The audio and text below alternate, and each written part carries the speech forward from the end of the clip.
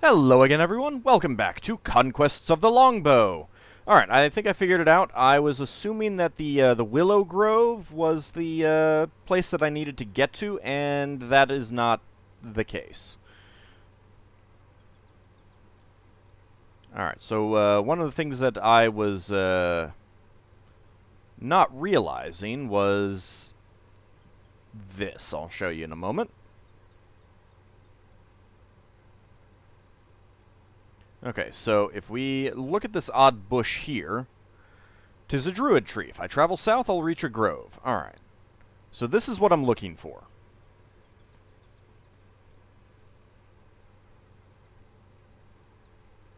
This is the kind of thing that I'm looking for.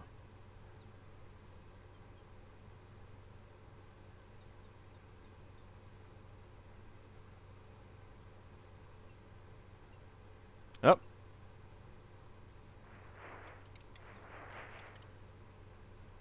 What the devil? It sounds like a horde of men are crashing through the forest. They're almost upon me. This way, I've spotted him.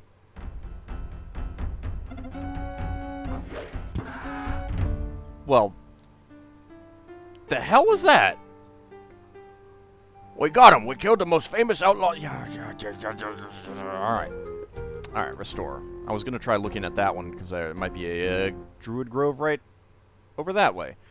That is the fastest I've ever had that happen.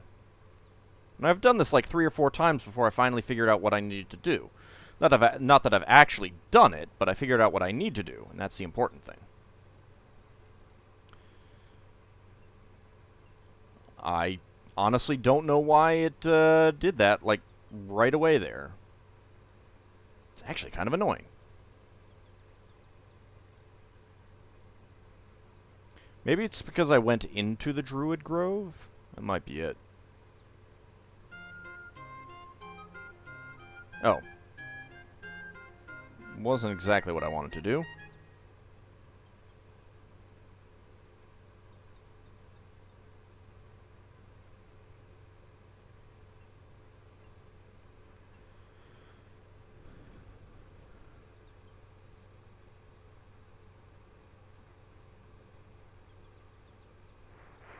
Okay.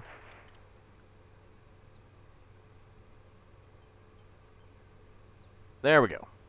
Oh, actually, I don't know what these are. Well, I think they're elder, so you would look at it and then you'd match up the picture with what's in the guide, in the manual. And I kind of neglected to do that. But let's see. It is. I think these are elders, so Ruis. Let me get to that. That would be that. That. That. And that. There we go. Let's see if that works. Whee! Yeah, I got some points.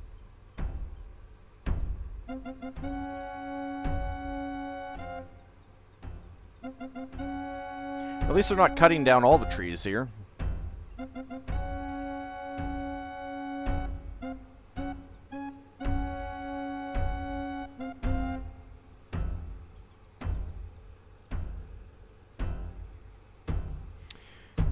The danger is past, Fleshling. Return to your native form and go in peace. Good. I'm glad that I got that right.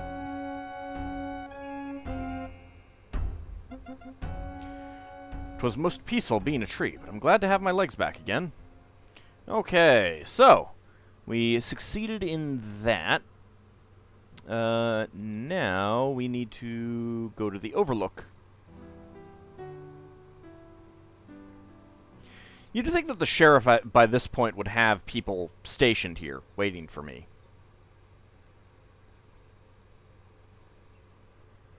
Do-do-do-do-do-do-do-do-do.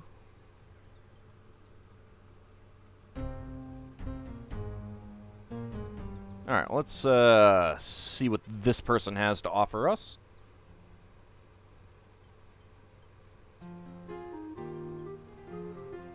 Excuse me, sir.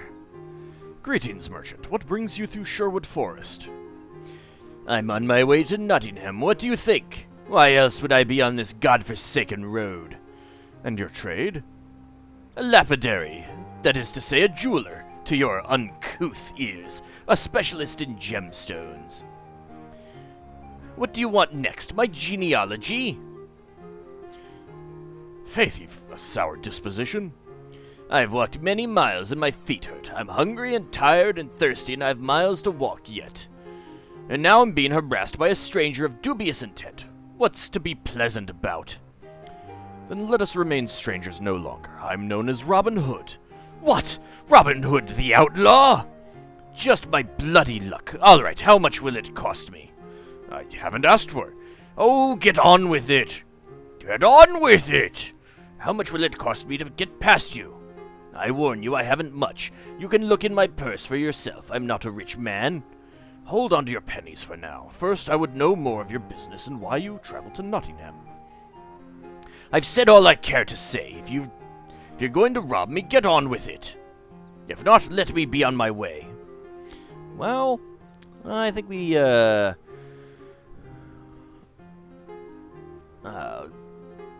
want to search his body then. He said, that we could. Actually, let's, get a quick save.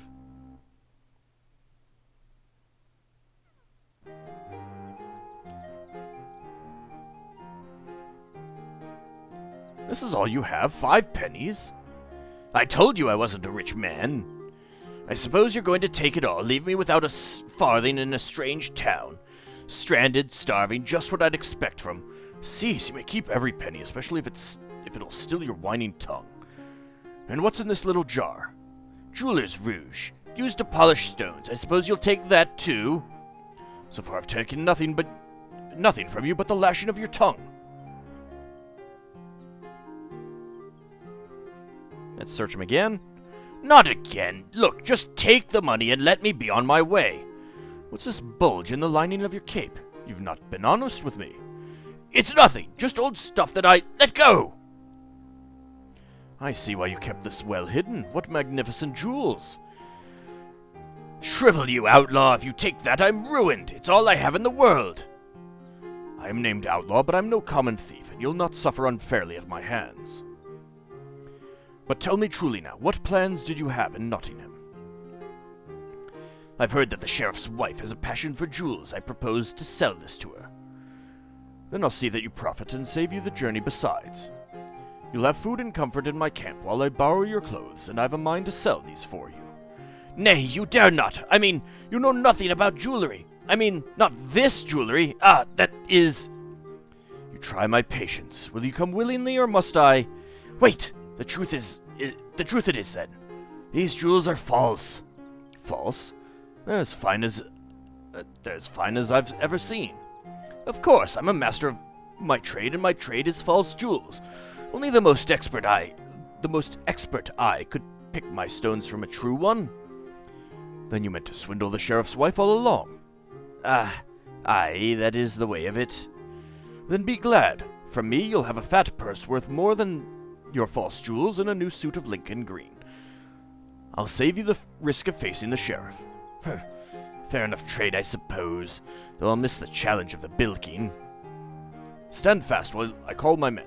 We'll change clothes upon the spot.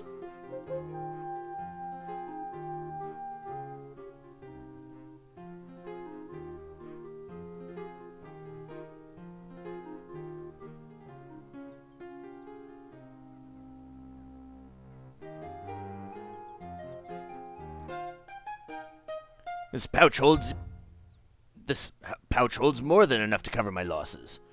You've kept your word, and I'll keep mine. I'll stay clear of Nottingham. My men will see you on your way. Don't trust me, eh? I don't blame you. I wouldn't either. These words come grudgingly from my lips, Robin Hood, but I wish you luck. Coming from you, my friend, I value it all the more.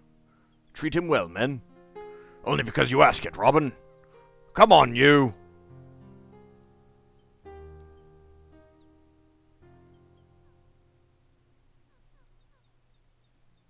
I look the part of a fairly prosperous merchant. But I do believe we have something else. Let's see. This is a small round wooden box which the jeweler carried with his goods. The jeweler's samples are wrapped in red velvet. I'll unwrap the velvet and have a look at the jeweler's samples. One of the jeweler's most cunning pieces of work is this penannular brooch.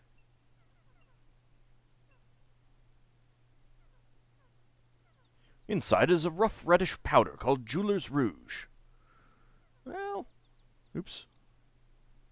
Can I put those? I'll wrap the samples in the velvet cloth for protection. I want to try using this.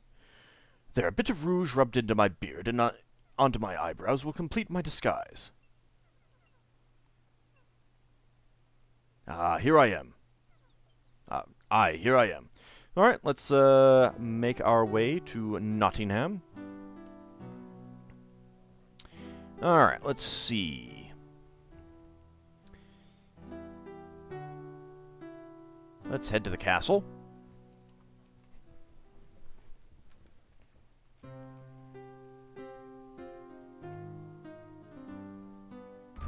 This sheriff's man has the look of an experienced fighter. I must be cautious.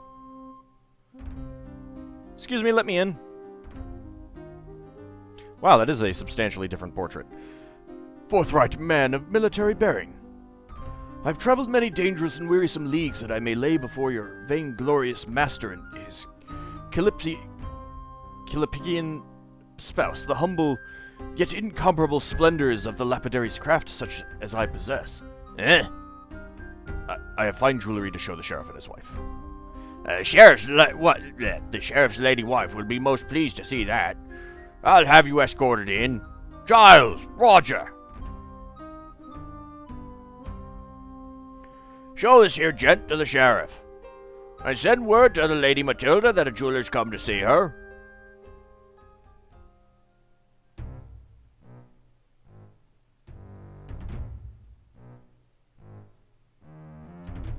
Sire, I can tell by your noble bearing that you must be the illustrious Sheriff of Nottingham, famed in song and legend. And this rosy-cheeked wisp of a fair maid, could this possibly be your wife? Why, you must have married her as a mere child. There, John, you see? That is how a cultured man speaks. You're welcome here, sir. May we have the honor of your name? Gucci of Beverley, your ladyship. Speak her peace, I'm a busy man. Oh, hush, John. Didn't realize that the sheriff was named John.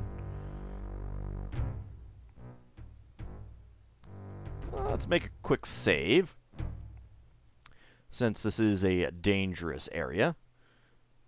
And let's take a look around. A fine stag adorns the wall. I can be sure the sheriff did not loose the shaft that downed it. The villain has a holy book upon that stand, yet I'll wager he cannot read a word of it. 'Tis a desk. The sheriff's shelves look to be empty. How fitting that the sheriff should hang a shield with a bend sinister upon it, the mark of a man of bastard descent. 'Tis a halberd. That is the sheriff's personal shield. The black crow upon it causes me to wonder if he has Danish blood in his lineage. As for the axes, I can be sure the sheriff never hefted those in battle. 'Tis a torch. 'Tis only firewood. There's nothing unusual about the fireplace. My tongue nearly strangles itself to flatter this well-larded nag. What a bloated swine the sheriff is.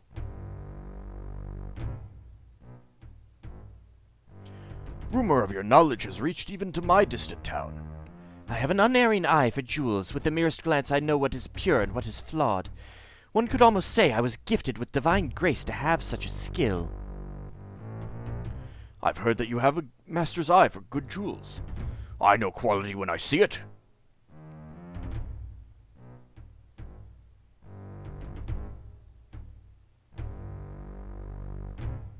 Oops.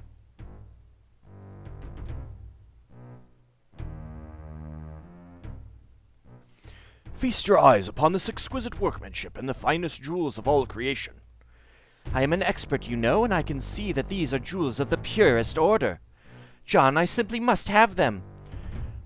Matilda, your coffers are filled with jewelry. John! What would you ask for this necklace and brooch? Fine, whatever you offer will suit me fine. 50 marks for both. As you wish. Why, those jewels are worth far more. Matilda, still your tongue, woman! I am quite content with the offer.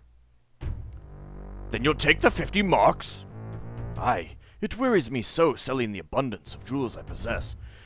I have such a store of them, I could sell them for a penny apiece and still be a rich man. You have that many jewels of this quality? How so? Well, dear me, sir, the secret I was about to impart is not meant for, uncouth ears. You men, step outside until I call for you.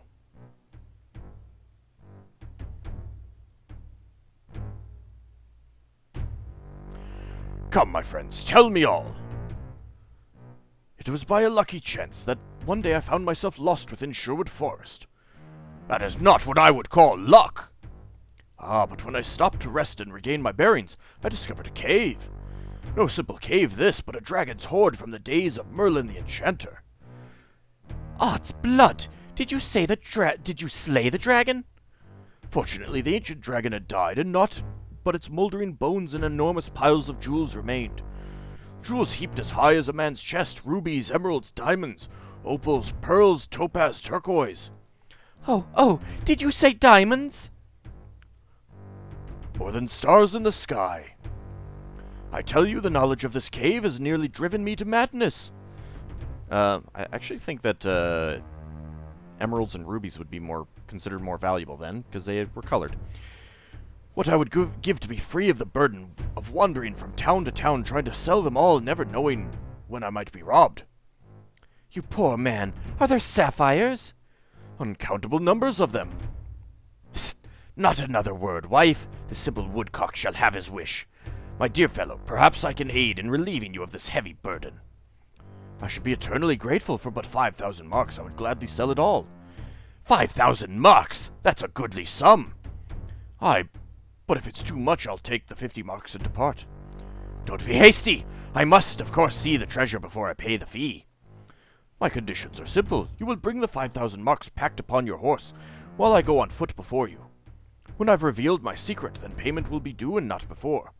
Fair enough, I'll gather some men. Nay, we will go alone. Into Sherwood Forest? Are you mad? We'll take a dozen men. If you insist, still, were it me, I would not trust the location of such a dragon's hoard to common soldiers. John, you listen to him.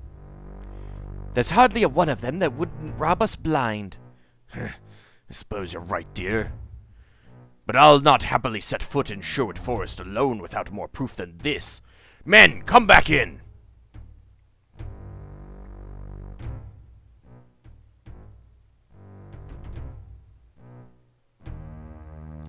Do I have something else?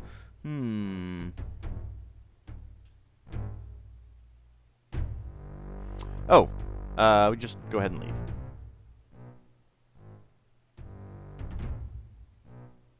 Talk to my husband. He's the one being foolish here, not I.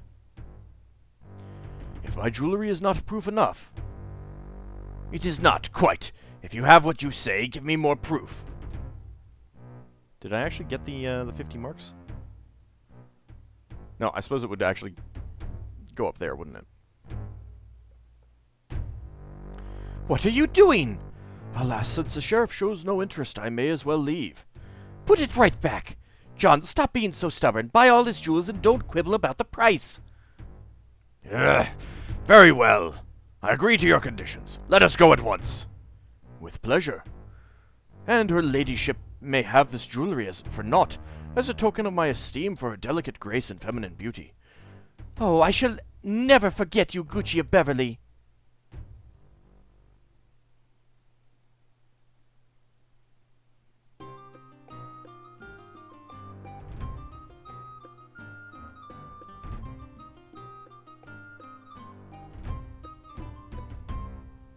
It's a rather large horse. This part shall do nicely. Why are we stopping here? Where is the cave? I warn you, I see no humor in this. I intend to fulfill my word. I shall reveal my secret, and then payment shall be due. Behold my secret!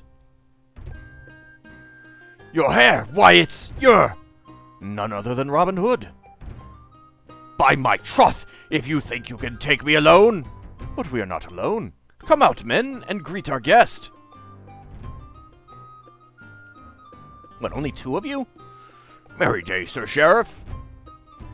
'Twas all a stinking cowardly outlaw trick. Have a care with your words, or I'll rap some manners into you. What difference does it make? You'll murder me sooner as later.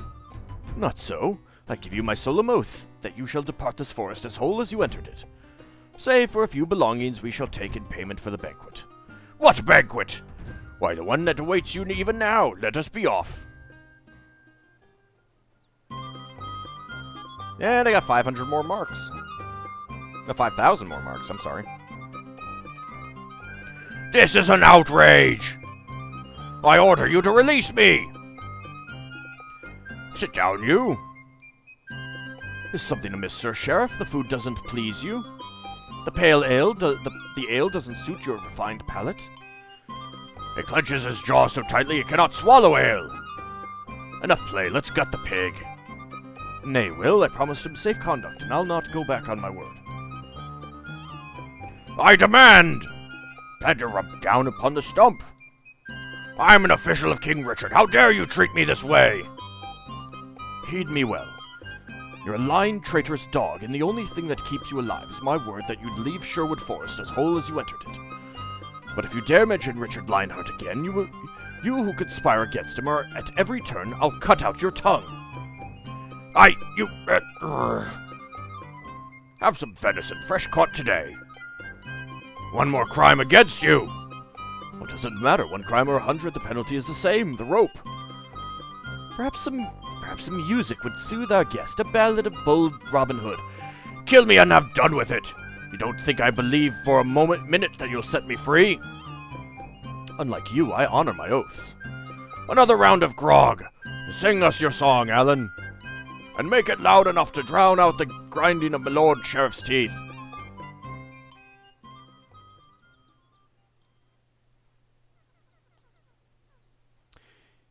You said I'd be sent back as whole as I entered, you dog! What, are you not as whole as when you entered this life and clothed the same besides? I wasn't expecting the laugh. Stop laughing at me, at me, you dung-eating knave! For every insult I've suffered today, I'll see that you suffer tenfold! Farewell, and be glad I left you your hat. I swear I'll not rest until I have vengeance! And my fondest regards to your lady.